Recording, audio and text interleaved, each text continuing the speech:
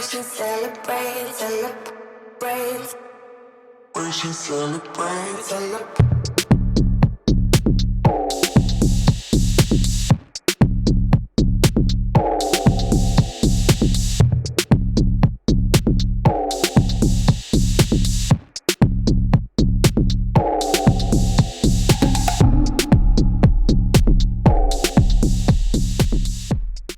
So I live in a really small town, like really small.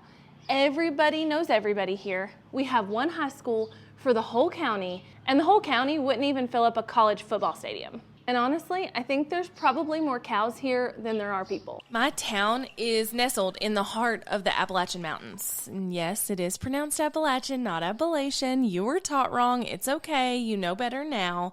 But we're secluded. We are 2.5 hours from the closest major airport. We just got a Starbucks last year, and it's inside of our grocery store. We don't have any major restaurant chains other than fast food, and I'm talking like your basic fast food. Y'all, Chick-fil-A is 45 minutes away. And probably the most shocking fact of all, our closest Target is 2 hours away. Yes, 2 hours. I know, it's shocking. Trust me, I live it.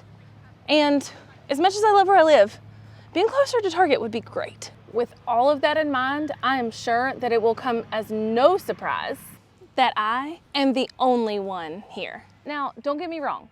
I'm sure there's other people with YouTube channels and social media presences. I know there are. But as far as making a full-time living and being a YouTuber and truly doing this for a business as like a content creator at the caliber I have, as Tigger says, I'm the only one. I've loved photography and cameras my entire life. I'm actually going to release another video with more of a backstory on that soon, but my whole life, I've loved them so much. From the time I was 5, I wanted to be a photographer. That's what I wanted to be. And I was constantly met with adults in my life being like, listen, you can't do that. You can't do photography and stay in our small town. There's no money in it. There's no money in photography. You're constantly gonna be poor. I was told by a college professor once, it wasn't just me, it was our whole class, but a college professor came in to a broadcasting class I was in college, and he said that if we ever wanted to make money with our voices, basically if we ever wanted to be on TV or radio, we had to lose our accent. The amount of adults in my life who told me that if I wanted to stay here, if I wanted to raise a family here in my small town, because of the lack of jobs here, and there's still a lack of jobs, that I would have to work at one of about 4 companies. There's about 4 companies here that pay well, have good insurance, and people are always trying to get jobs at. And the message my entire childhood was, go to college, get one of these 4 jobs, stay in it for 30 years, and you're good. And honestly, that just always felt off. Like, to spend all of my days in an office, in a job I didn't like, for 30 years, to then be able to live my life just felt wrong. When I first started doing this YouTube thing, people I went to high school with made fun of me.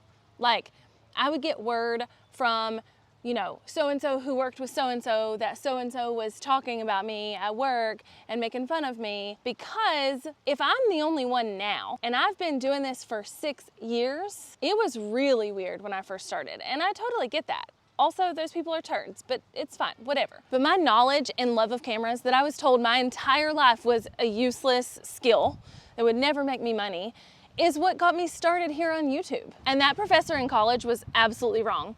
I have had 2 top 100 Apple podcasts, 2 very successful podcasts. I have 150,000 plus subscribers here on YouTube. And while that's not traditional TV or radio, I feel like it kind of fits because I had a dream.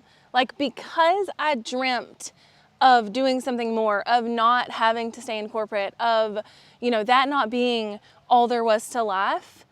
I am able to run a business that I love, to do what I love, to hire people here locally, to make way more money than I ever could in any job here. And let me tell you, it's kind of awesome. Oh, and some of those people who made fun of me, who, were talking about me behind my back because I started putting videos out on the internet a few years ago, have since asked me for advice. I'm a big believer that you wouldn't have a dream unless you were meant to pursue it.